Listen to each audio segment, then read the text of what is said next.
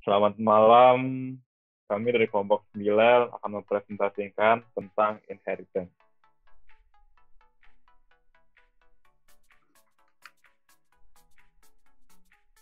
Nah, bagaimana cara kita mengembangkan atau memperbaiki struktur dengan inheritance? Nah, konsep utamanya untuk mendesain program agar memiliki struktur yang lebih baik yaitu menggunakan inheritance dan polymorphism. Nah, inheritance dan polymorphism ini merupakan ide utama dalam object orientation. Inheritance pun sebenarnya itu merupakan konstruktor kuat yang digunakan untuk membuat solusi dari berbagai permasalahan. Nah, pada contoh network project difokuskan pada newsfeed. Daftar pesan atau berita akan muncul dalam layar user ketika membuka main page. Aplikasi ini memiliki prototipe yang fungsional, yaitu pertama, dapat membuat text post dan foto post. Kemudian text post berisi pesan dan post foto itu berisi gambar serta captionnya.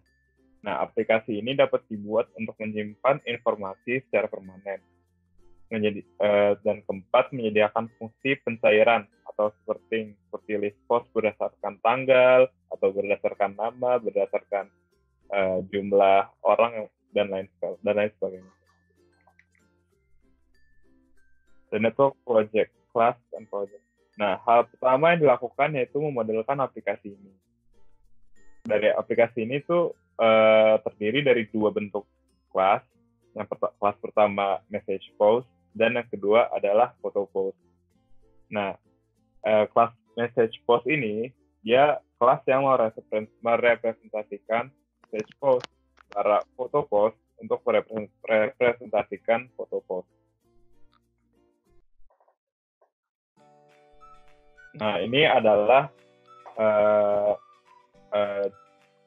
dua ada objek dan kelas dari message post dan photo post.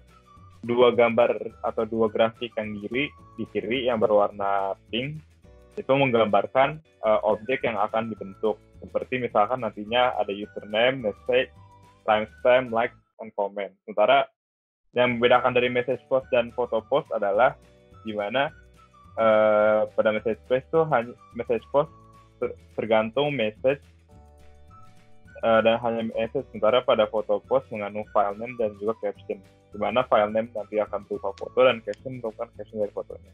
Nah, di sebelah kanan itu adalah kelas dari objek yang di sebelah kiri. Seperti dilihat ada beberapa hal yang sama seperti name, file name, caption, timestamp, like, comment. Nah, itu tuh bagian top half shows field, di mana nantinya akan diperlihatkan sebagai objek. Sementara bottom half shows method itu di bawahnya adalah metode-metode yang nantinya digunakan untuk memanggil fungsi-fungsi.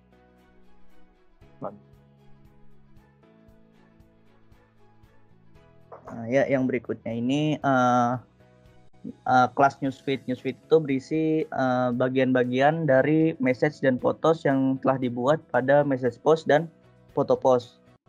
Di newsfeed ini terdapat array list message post dan array list photo post yang berisi message post yang telah dibentuk dari objek tersebut dan foto post yang telah dibentuk dari objek tersebut. Untuk menampung objek-objek dari message post dan photo post, maka dibutuhkan kelas newsfeed. Newsfeed akan berisi koleksi dari message post dan koleksi dari photo post. Objek itu dibentuk dalam array list. Nah, ini source code dari message post. Nah, di sini yang tadi sudah dideklarasikan dalam UML, ada string username, string message, long time string, integer likes, dan array list string comment. Nah, di sini metode yang digunakan yaitu ada konstruktornya. Pertama ada message post yang berisi parameter string author dan string text. Nah, ada metode like untuk menampilkan like, string time string untuk menampilkan waktu. Nah, di sini di time string ini waktu dapat dirubah menjadi string dengan menampilkan beberapa menit yang lalu. Contohnya itu seperti 30 detik yang lalu atau 7 menit yang lalu message itu di post. Nah, di sini juga ada metode unlike, metode add comment, metode string get text, metode string get timestamp, dan void display untuk menampilkan pesannya. Nah, yang berikutnya ini source code dari Photopost. Nah, di sini ada parameternya atau variabelnya, yaitu string username, string file name, string caption, long timestamp, integer like, dan array list, string comment. Nah, di sini sama seperti yang di UML tadi. Nah, konstruktornya itu di Photopost ada string author, string file name, dan string caption.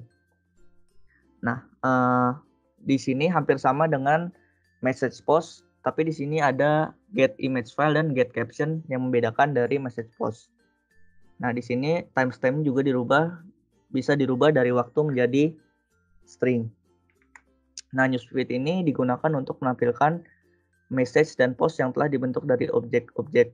Nah, di sini message dan photos ini dimasukkan ke dalam array list yang nantinya bisa ditampilkan dengan void show.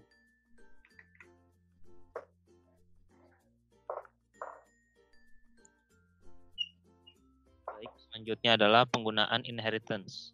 Inheritance itu adalah mekanisme yang memberikan solusi untuk masalah duplikasi. Maksudnya masalah duplikasi ini adalah duplikasi metode. Jadi ini menggunakan inheritance itu jadi bisa mengurangi duplikasi metode di masing-masing kelas dengan menggunakan pewarisan dari metode yang direferensikan.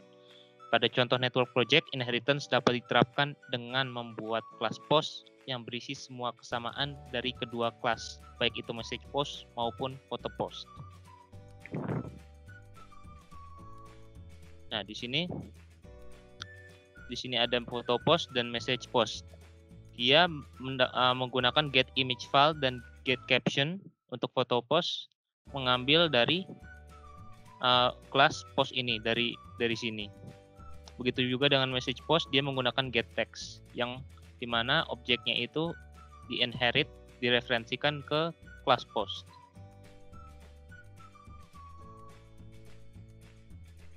Pada Java, pembuatan kelas inheritance digunakan keywords extends untuk memberikan hubungan antara superclass dengan subclass.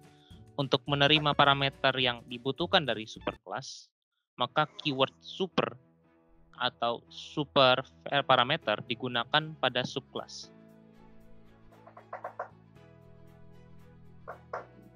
Keuntungan penggunaan inheritance antara lain menghindari adanya duplikasi kode atau metode, penggunaan kembali atau penggunaan ulang kode-kode sehingga tidak usah mengetik kembali metode yang seharusnya bisa diakses dari superclass.